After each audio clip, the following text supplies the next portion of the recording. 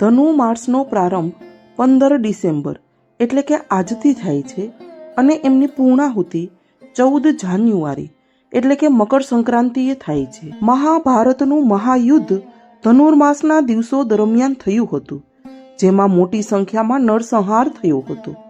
આ માસમાં સાંદીપની ઋષિના આશ્રમમાં શ્રી કૃષ્ણ ભગવાન અને બલરામે 64 કળાઓ સાથે ધનુર્વેદનો અભ્યાસ કર્યો હતો.